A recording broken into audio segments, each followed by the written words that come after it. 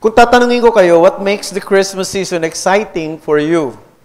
Nung malita kong bata, ang isang bagay na nagbibigay sa akin ng excitement pag dumarating ang Pasko ay yung bang gustong-gusto kong nakakakita ng mga magagandang ang tawag yan, Christmas lights sa gabi. I really like that. I love seeing the lights in the night, yung mga Christmas light. And also, of course, I look forward to receiving gifts from my ninong. Sa pagkakatanda ko, isa lang ang nagbibigay sa akin noon. No? At pumabiyahe pa kami ng papa ko, ng tatay ko, patungo sa Quezon City noon para bisitahin yung ninong ko na nagtatrabaho sa National Funeraria. Totoo yun, doon siya nagtatrabaho. At I suppose we all have the different reasons why this season brings us excitement. Perhaps, yung iba, simple lang. Kasi malamig. Gustong-gusto ko, di ba? Napakalamig ng weather. O yung iba naman, syempre, bonus, no? Pagkain, family reunion, special decoration at home. Or maybe it's the sound of Christmas music. No? It's really nice to hear Christmas music.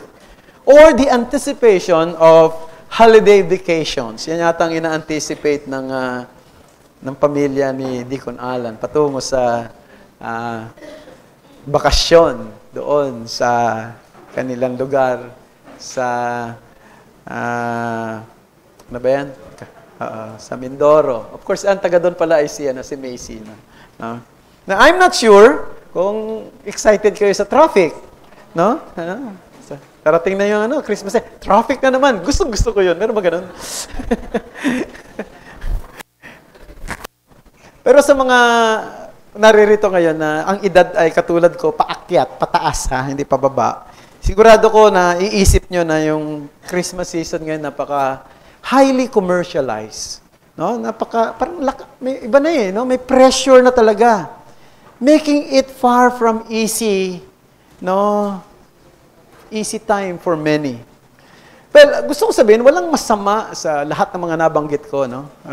Yan ay valid naman. Pero focusing solely on them can often blur our vision for a true reason for the season. We miss the great things about Christmas, to which, yung sinabi na Apostle Paul, ang magre-remind sa atin ngayon, na siyang tunay na mensahe ng Pasko. At papamagatan natin ang pag-aaral natin ngayon na the great gospel message of Christmas. Babasahin ko sa 1 Timothy chapter 1, verse 15. Babasahin ko siya sa Tagalog, pero babasahin ko rin siya sa Ingles. No? Una, sabi sa Tagalog, tapat ang salita at nararapat tanggapin ng lubos na si Kristo Jesus ay pumarito sa sanlibutan upang iligtas ang mga makasalanan na ako ang pangunahin sa mga ito. Sa Ingles, di ata may ilalagay sa screen yan, the saying is trustworthy and deserving of full acceptance that Christ Jesus came into the world to save sinners of whom I am the foremost. Napaka-straightforward ng mensahe ng Christmas sa pagpapaliwanag ni Pablo. Very simple and straightforward. Di ba? Hindi komplikado, hindi katulad ng panahon natin ngayon, napakadami ng mga nakasabit sa season na ito. Hindi, sabi niya, ito lang yun.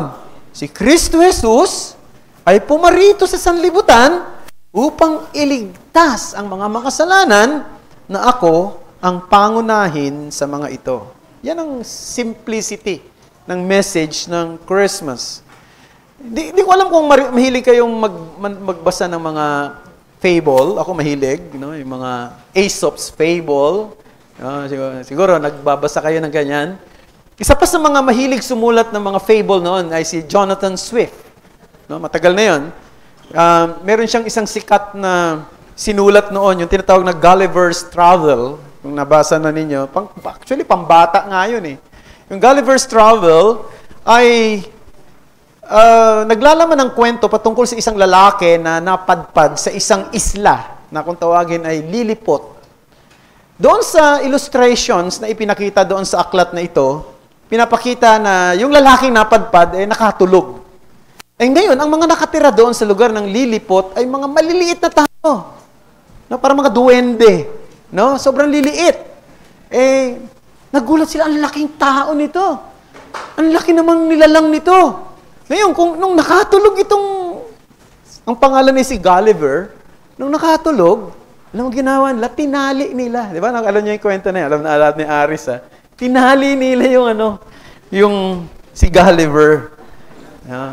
Pagkatapos, gusto nilang aralin eh. Yung kalakhan ng lalaki. Kaya lang, nahirapan sila. Kasi, yung ilong pa lang, kasing laki na ng bahay nila. No? At yung mga daliri, ang tingin nila ay kasing haba o kasing taas ng oak tree. So, laki. So, hindi nila masyadong na-grasp. No? In a way, they could not grasp yung immensity ni Gulliver na napakalaki. At sa tingin nila, napakaliit nila para mag-grasp nila yung kalakahan ng higante. Sa tingin nila yung higante. No, similarly, brethren, binanggit ko yan kasi si Jesus Christ napakalaki.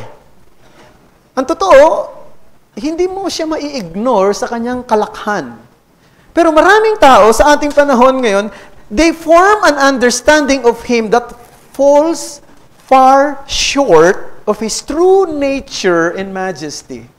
Nawala na yung focus nila sa totoong majesty ng Panginoong Kristo. And this is especially true during Christmas season. We often focus on the things that ultimately do not matter, causing us to miss the simple and profound message of Christmas. And what is the simple and profound message of Christmas? And that is the message that I want to bring to you this afternoon. Christmas is about a great Savior who came to rescue great sinners like us. Ulitin ko.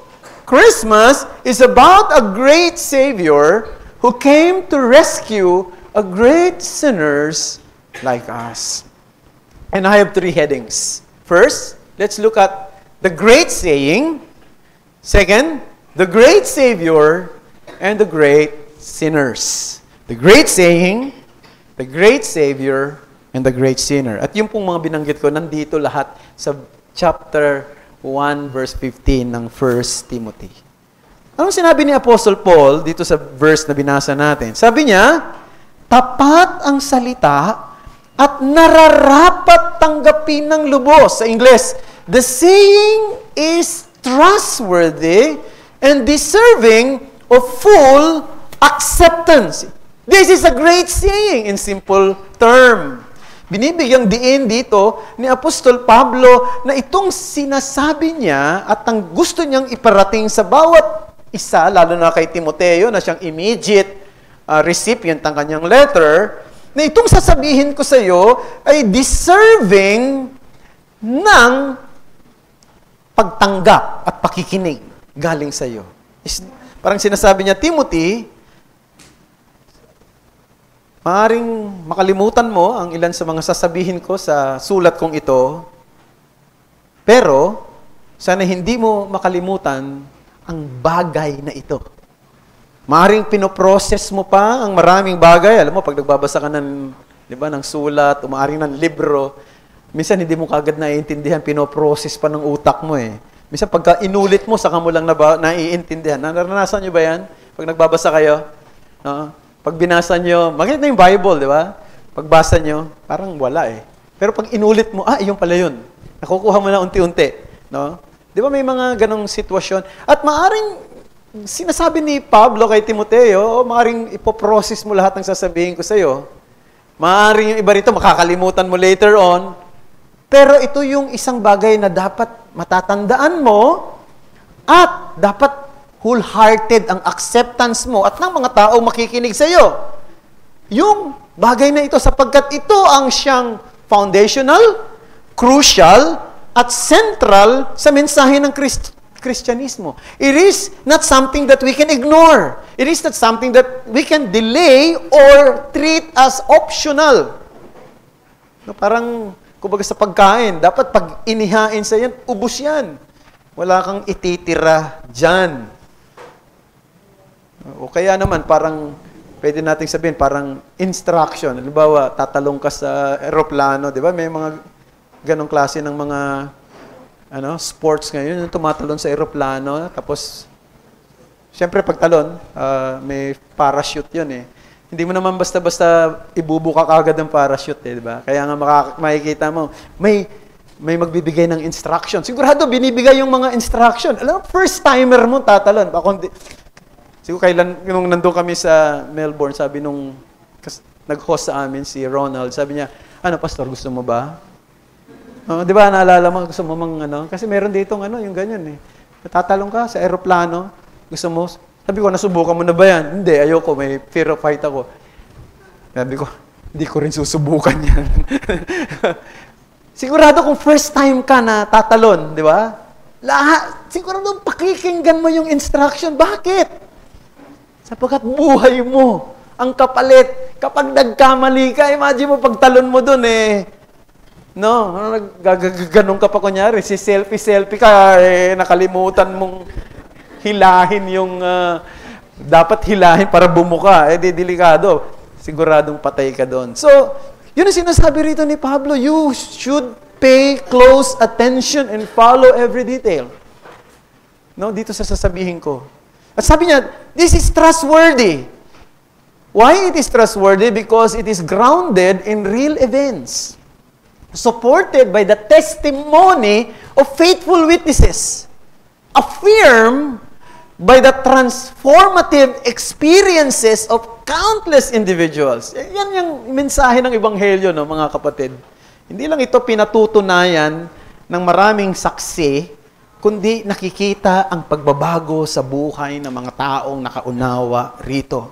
And most importantly, it is trustworthy because it is rooted. Saan? Sa katapatan, sa pangako at kapangyarihan ng Diyos mismo.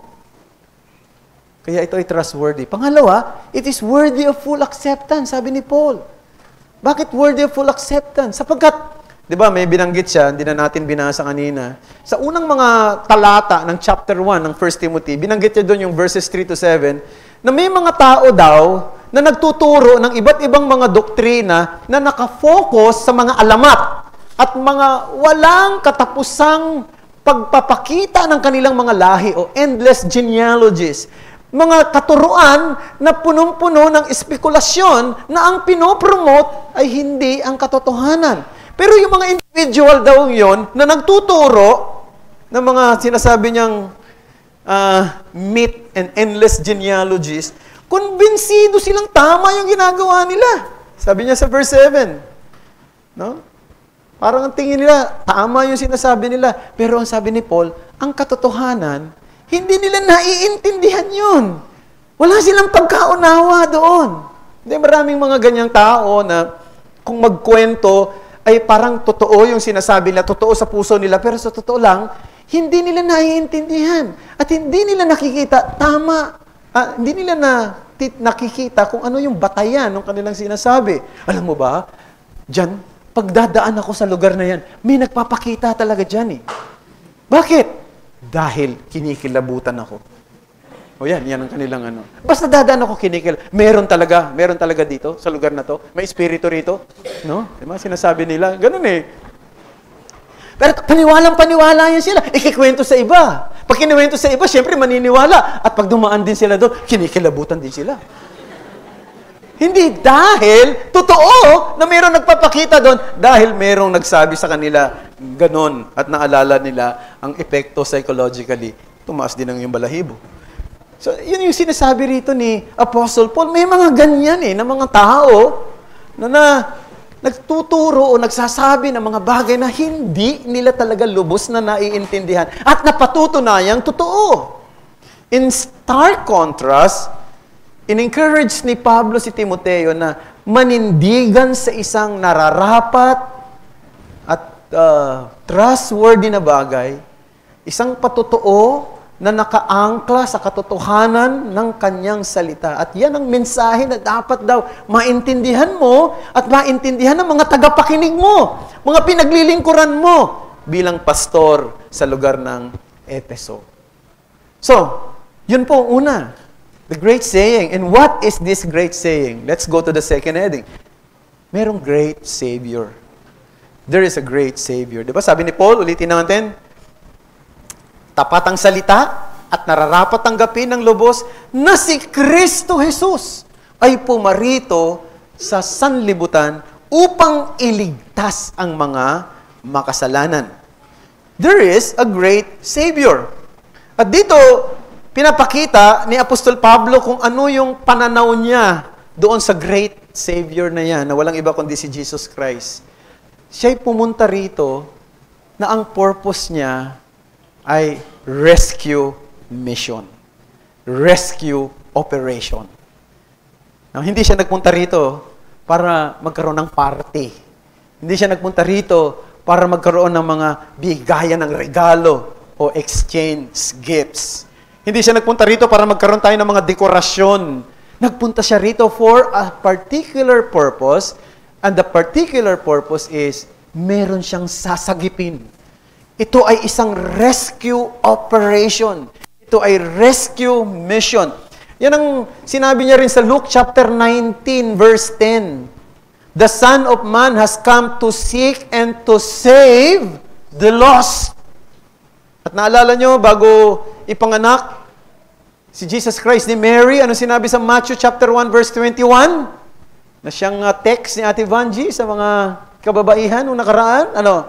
Sabi doon, ipapangalan daw, you shall call His name Jesus, for He will save His people from their sins. So it is a rescue mission. It is a rescue operation. The name Jesus is rich with significance. The name Jesus means Savior. It reveals that God saves, and more importantly, that God Himself has come to save. And this child, born in Bethlehem, nakita natin, siya ay lumaki hanggang sa naging isang binatilyo, hanggang sa siya ay isang naging lubos na isang lalaki na sa kanyang edad ay markado ang kanyang gawain ng mga layunin na nasa kanyang na nakaakibat sa kanyang balikat. His ministry was a blend of powerful sermons, astonishing miracles, culminating saan? Sa crucifixion and triumph sa resurrection. So every step of His journey was driven by a singular goal. Ano yun? Not to instruct people to save themselves or simply inform them that salvation was available, but to accomplish salvation for them. That is the purpose of His coming. Now, think about the name Jesus. The name Christ Jesus. Ang binanggit ni Paul dito, Christ Jesus. Siguro, madalas naman nating binabanggit yan. Yung salitang Christ Jesus. Bakit nyo binabanggit madalas yan? Siguro, mahal nyo talaga ang pangalan ni Jesus. Kaya, madalas nyong binabanggit. Sana hindi expression. Kasi yung iba, ginagawa nilang expression yung salitang Jesus. Yung iba, ginagawang mura. Ng mga, di ba, narapansin nyo, yung mga, sa mga pelikula, no? Yung mga, nagugulat sila, binabanggit ang pangalang Jesus. Nagagalit sila, binabanggit ang pangalang Jesus na. So, hindi sana ganon. Sana binabanggit natin ito dahil mahal natin ang pangalan ni Jesus. Pero naintindihan ba natin ang kayamanan na nakapaloob sa pangalang Christ Jesus? Naintindihan ba natin? Ang pangalang Christ Jesus ay fulfillment, substance, terminus, completion ng lahat ng pinangako sa lumang tipan patungkol sa Messiah. At gumawa tayo ng mabilis lamang na review. patungkol sa Messiah na pinangako sa lumang tipan. Yung salitang Messiah, term na Messiah, ang ibig sabihin nun ay anointed one, pinahiran. Sa wikang Hebreo, Mashiach, no? At sa wikang Griego ay Christus. Ang ibig sabihin lang nun ay pinahiran. At sino ba yung mga pinapahiran noon sa lumang tipan, sa Israel? Ano yun? Mga taong pinapahiran sa isang partikular na opisina. Propeta, priest, o mga saserdote, o kings, mga hari. So yun yung mga anointed ones, no? Mga pinahiran para sa espesyal na tungkulin. Propeta, mga pari, at mga hari. So, nung binanggit dito ang pangalang Jesus o Kristo Jesus, ito'y tumutukoy sa pagiging anointed niya bilang propeta, bilang priest, bilang king. Pero itong isang bagay na pag pinag-aralan mo yung history sa Old Testament, diba si Moses, sabi niya, merong isang propetang higit pa sa akin na ibibigay sa inyo. Sino ba yon? Pag tinignan natin, ang hirap malaman kung sino yon. So, si Joshua ba yon? Si Isaiah ba yon? Si Jeremiah ba yon? Mukhang wala ron, ano? At tingnan natin sa mga priest. Si Aaron, ang unang-unang pinakapunong pari, ang mga anak niya, ang mga sumusunod. Pero kung titingnan natin, mukhang maging yung mga priests sa Old Testament, hindi nila na-perform ng maayos ang kanilang mga duties. Yung iba pa nga ay pinatay ng Panginoon dahil nag-offer ng strange fire. So, makikita natin, tinrace yung Messiah o yung anointed one sa kingship, sa Davidic covenant, kung pag-aaralan nating maigi. So, yun ang dapat nating puntahan. Sapagkat, makikita natin na ang bawat hari ng Israel ay anointed one. Anointed by God. Halimbawa, si King Saul, the first kings of Israel, di ba tawag sa kanya ay anointed by God? Yan ang tinawag ni David sa kanya nung panahon na hinahabol siya o tinutugis siya ni King Saul at may pagkakataon na pwede niya nang masaktan o patayin si King Saul. Pero sabi niya, hindi ko kailanman sasaktan ang isang pinahira ng Diyos. So, ibig sabihin si King Saul ay pinahira ng Diyos. So, doon natin ititrace yung Messiah. Si David ba? Ang susunod, siya ba talaga? Kasi yun ang pangako eh. Si David, kung titingnan natin, mukhang hindi rin talaga si David, bagamat si David ay isang dakilang hari ng Israel, malapit sa puso ng Diyos, pero nakita natin, inanoint ng Panginoon, ni Samuel si David, he was regarded, of course, as Messiah of Israel. Pero, bakit naghihintay pa rin sila ng anointed one? Bakit naghihintay pa rin sila ng talagang pinahira ng Diyos? Sapagkat si David hindi rin naging tapat sa Panginoon. Marami rin siyang nagawang kasalanan. Pero doon tinrace yung anointed one, yung Messiah.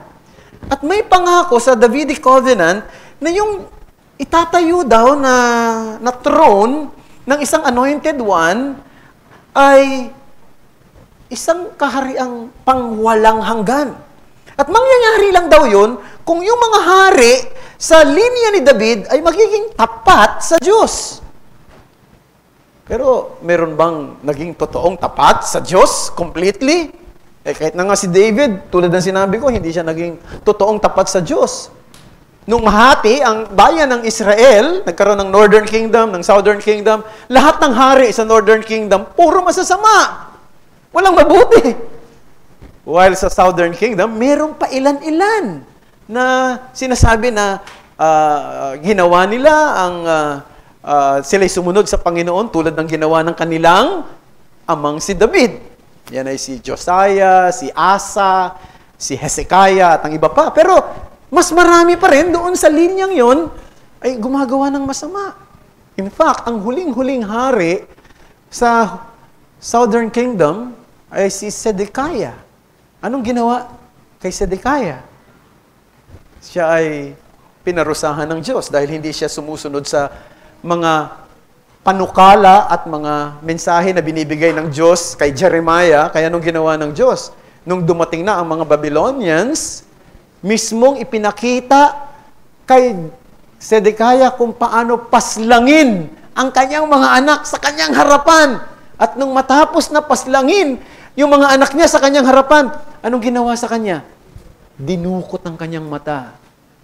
At siya'y namatay later on na bulag, no? At nawalang paningin. So makikita natin, napaka-tragic yung kwento yung kwento ng paghihintay ng mga tao sa lumang tipan. Naghihintay at naghihintay sila ng anointed one, ng Messiah. And then, kailan natupad yun? Basahin natin sa Luke chapter 1, verse 30 to 33.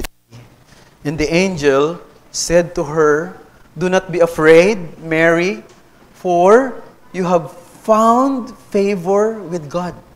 And behold, you will conceive in your womb and bear a son, and you shall call his name Jesus. He will be great and will be called the Son of the Most High, and the Lord God will give him the throne of his father David, and he will reign over the house of Jacob forever, and of his kingdom there will be no end." You see, ito na yung katuparan ng matagal nang hinihintay na anointed one, na Messiah. Ang bawat hari sa Israel ay tinuturing na Messiah sapagkat pinahiran sila . Pero hindi sila yung ultimate na Messiah. Ang ultimate na Messiah ay walang iba kundi si Jesus Christ, sapagkat ang pangako sa ultimate na Messiah ay He will reign forever. His throne will be without end. Jesus is the fulfillment of the Davidic covenant. He is not only the true prophet na nag-reveal ng isip ng Diyos sa atin. Hindi lamang siya totoong saserdote na nag-offer hindi ng mga toro o ng mga kordero, kundi ng sarili niyang katawan bilang sakripisyo sa kasalanan, kundi siya'y hari. Ano bang trabaho ng hari nung unang panahon? Ang trabaho ng hari ay warrior and ruler. Kapag hari ka, ikaw ang nangunguna sa pakikipaglaban sa mga kaaway ng iyong bayan. At si Jesus Christ, nung siya ay dumating, siya ay nakipaglaban kay Satanas. At ito'y tinalo niya at nagtagumpay siya sa kanyang pakikipaglaban at napalaya niya ang mga taong kanyang ililigtas sa kapangyarihan ni Satanas at ng kasalanan at ipinailalim niya sila sa pamamahala ng kanyang kaharian. Siya ang dakilang tagapagligtas. A great saying, a great Savior, and last but not the least, the great sinner. Now, tingnan natin uli yung sinabi sa verse na binasa natin. Ang sabi rito, tapat ang salita at nararapat na tanggapin ng lubos na si Kristo Jesus ay pumarito sa sanlibutan upang iligtas ang mga makasalanan na ako pangunahin sa mga ito. So dito, titingnan natin sa huling bahagi ang katotohanan patungkol sa pagiging makasalanan. Maraming tao sa ating panahon ngayon, kapag pinag-uusapan ang pagiging makasalanan, ang iniisip kagad nila yung mga taong gumagawa ng mga kahindik-hindik na kasalanan tulad ng pagpatay, pakikiapid, pagnanakaw, mga taong punong-puno ng bisyo, involved sa mga illegal na gawain. Iniisip nila yung mga taong gumagawa ng mga hindi magandang gawain panlabas. So, tinatawag na outward behavior. Pero ang totoo, pag pinag-aralan natin ang banal na kasulatan, napakalalim ng salitang pagiging makasalanan. Sapagkat ang involved dito ay tatlong bagay. ang ating moral condition, ang ating legal condition, at ang ating personal condition sa harapan ng Diyos. Morally, tayo ay alipin ng kasalanan. Ang ating kalikasan ay kinurap ng kasalanan. Ang ating puso ay mandaraya ng higit sa lahat. Yan ang sabi ng Biblia, hindi ba?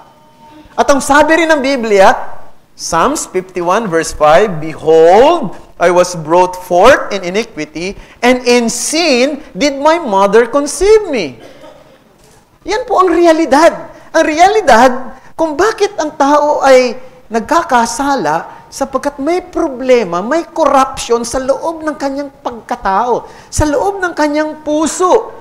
Sira at distorted yung kanyang desire, yung kanyang motive, yung kanyang priority sa buhay. Maging yung kakayanan niyang ma-recognize o ma-appreciate yung katotohanan ng kaligtasan ay affected ng pagiging makasalanan ng kanyang puso. So outward sins are merely the visible expression of the deeper inward corruption of our hearts and nature. That is our moral condition. But not only that, we have a legal problem or legal condition. Morally, we are corrupted by sin. Legally, we have violated the law of God. We are under God's condemnation. Nasa ilalim tayo ng paghatol sa harapan ng isang banal at matuwid na Diyos, kaya ang tawag sa atin ay guilty sinners. Maaring ang mga hukom sa ating panahon ay humahatol sa mga tao batay sa ginawa, panlabas ng isang tao, pero ang Diyos, mas matindi siya sa sino man sapagkat hindi lang niya nakikita ang ginagawa nating panlabas, kundi ano ang nandoon sa loob ng puso. Ano yung ugali ng puso? Alam niya ang lahat. Ang itim at ang puti ng ating pagkatao. Alam niya ang ating mga motibo. Alam niya ang ginagawa natin sa dilim. Alam niya ang nangyayari dito sa utak natin. At doon nakabatay ang paghatol ng Diyos sa atin. We have a legal problem. But not only that, we have a personal condition. Personally, we are alienated from God. Tayo ay nahiwalay sa Diyos. At ang ating kaugnayan sa Kanya ay sira. Hindi natin siya kaaway. Kalaban natin siya. At tayo nakatayo sa ilalim ng isang panganib. Dahil ang Diyos na matuwid, galit niya ang nakalaan para sa ating mga makasalanan. Kaya nga, alam niyo mga kapatid, nung naintindihan ni Pablo yung katotohanan ito sa tunay na kahulugan ng pagiging makasalanan, ano yung sinabi niya sa kanyang sarili? Ako ang pangunahin sa lahat ng ito. I am the foremost. I am the chief of sinners. Now, isipin niyo, sinabi niya yun sa kanyang sarili. Sino ba si Pablo? Kilala natin si Pablo bilang isang napaka-relihiyoso, membro ng pinaka-istriktong sekta ng Judaismo, yan ay ang Pariseo. Siya ay masigasig pagdating sa batas ng Diyos to the point na kanyang inuusig, maging ang mga taong iniisip niya na nagbabiolate sa batas ni Moses. Akala niya ginagawa niya ang tama sa harapan ni Yahweh at para sa interes ng kanilang sekta. Pero nung maintindihan niya yung lalim nung kahulugan ng pagiging makasalanan at naintindihan niya na siya ay nakagawa ng offense sa harapan ng isang banal na Diyos, na-realize niya na siya ang pinakapuno sa mga makasalanan. He is the chief of sinners. And we can also say that, di ba, mga kapatid? In the same way, we too can see ourselves as the chief of sinners when we stand before the holiness of God.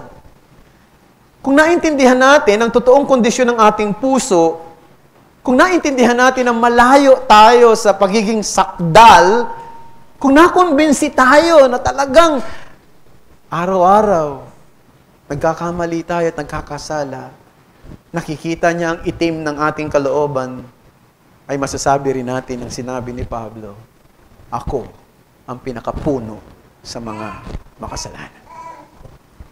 Yan ang dapat maintindihan natin kapag pinag-uusapan ng Pasko.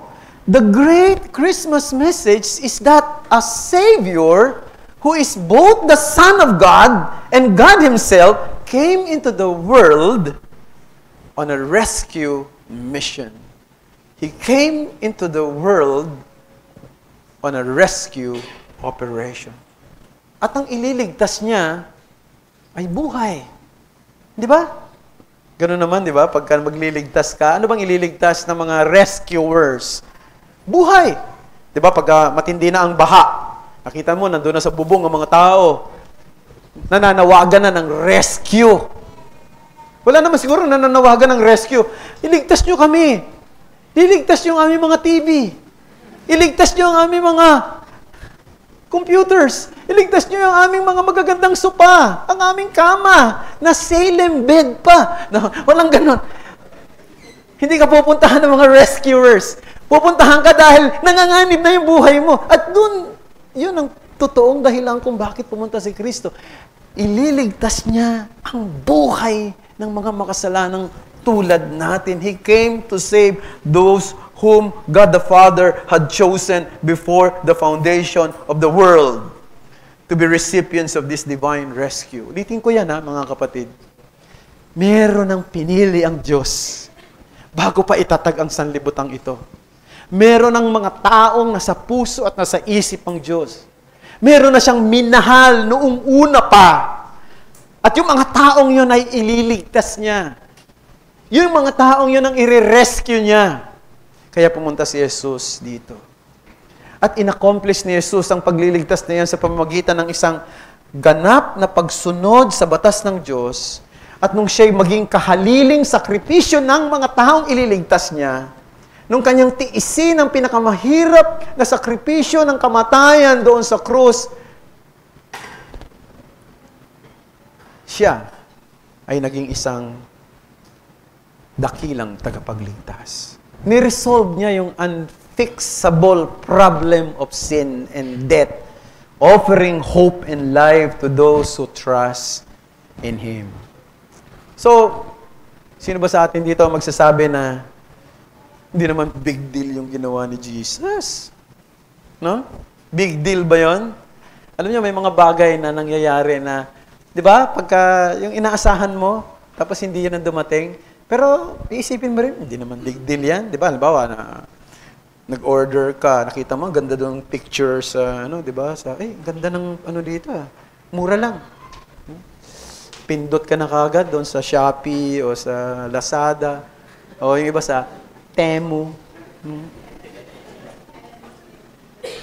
Pagpindot mo, ang ganda kasi ng picture mukhang ganda, mukhang elegant. Pagdating sa bahay, ano ba ito? Ito lang.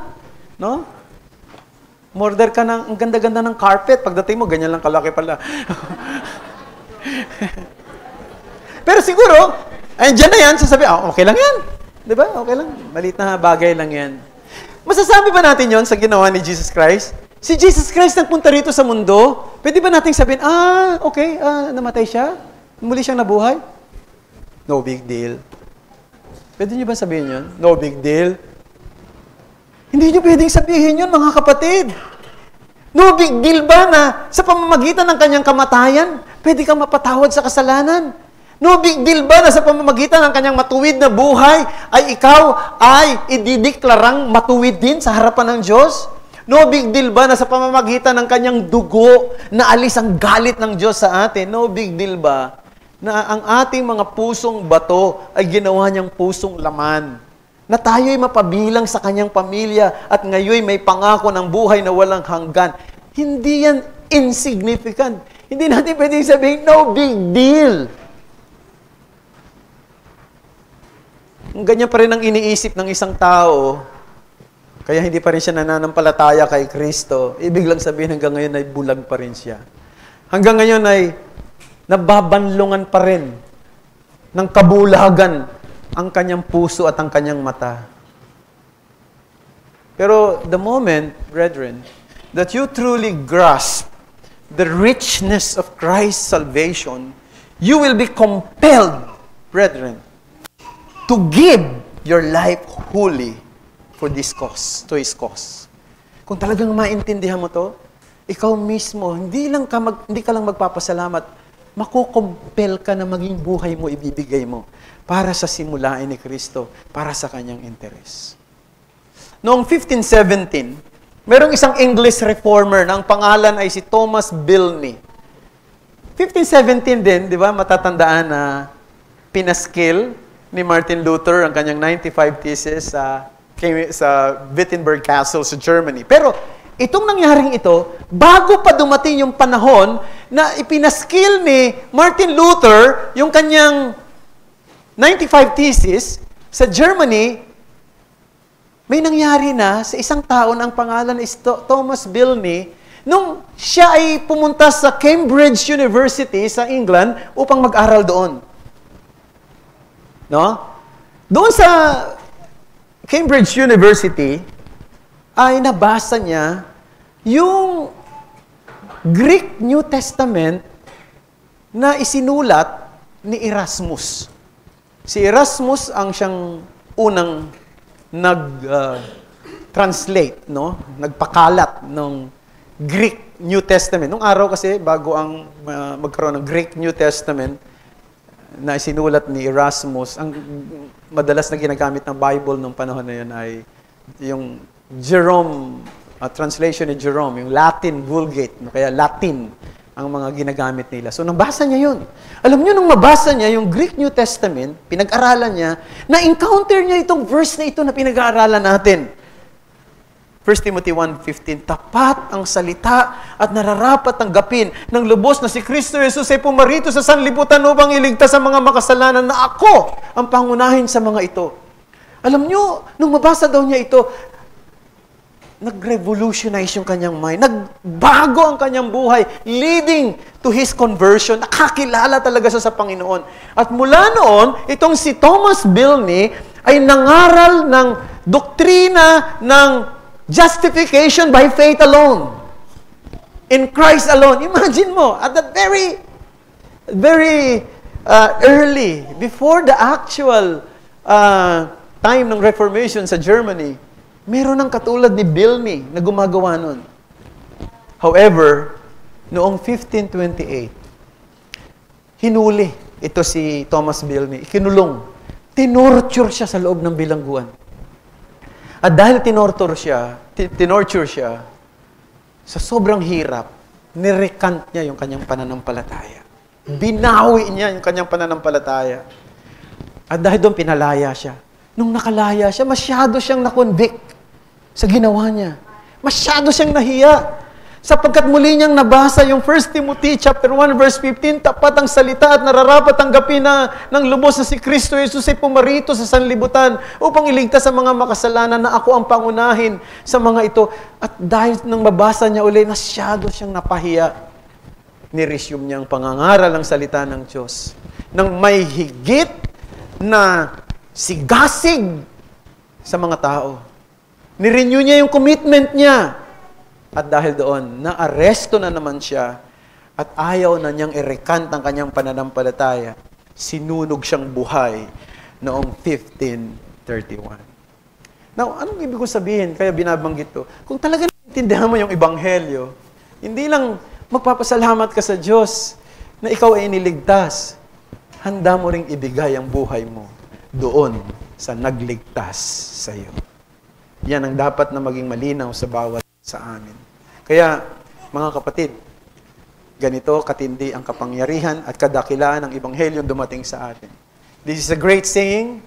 We have a great Savior for us, the great sinner. Manalangin tayo. Salamat sa iyo, Panginoong Diyos, sa iyong mga salita na amin pong napagbulayan sa hapong ito. Naway ang lahat ng ito ay magpaalala sa amin na ang tunay na kahulugan ng iyong pagdating sa mundong ito ay para sa isang rescue operation, rescue mission At yan ay para iligtas kami sa aming mga kasalanan. At tulad ni Apostol Pablo, pwede rin namin sabihin, kami ay mga puno ng mga makasalanan. Alam namin ang aming puso, alam namin ang aming kalooban, alam namin na sa iyong harapan wala kaming maitatago. Kaya nga, salamat kay Kristo na siyang kumakatawan sa amin, na siyang tumanggap ng parusa na dapat ay para sa amin, na siyang patuloy na nagbibigay sa amin ng pagkakataon para maglingkod sa Kanya, sumunod sa Kanya, at nagpapaalala sa amin na kami mga tagasunod niya, kaya't dapat din kaming lumaban sa kasalanan. Maraming salamat, Panginoong Diyos, sa mga salita mo, sa maghapon na aming napakinggan, at sana ipagpalain yung lahat ng ito at isulat sa puso namin. At sa amin pong paghiwa-hiwalay, ngayong araw na ito, ingatan mo kami sa amin pong pag-uwi at makarating kaming ligtas sa aming mga tahanan. Baudin namin ang lahat ng amin na pag-aralan sa puso namin, sa pagharap namin sa mundo, sa kinabukasan, sa iba-ibang tao nakakasalamuhan namin, sa trabaho, sa aming community, at sa iba pang mga pangyayari o events na maaaring nandoon kami at involved kami. Samahan mo kami, ang salita mo ay maging katatagan namin. At pasalamatan namin lagi ang aming Panginoong Kristo na dahil sa Kanya, meron kaming kaligtasan. Ito ang aming samo at dalangin sa ngalan ni Jesus. Amen.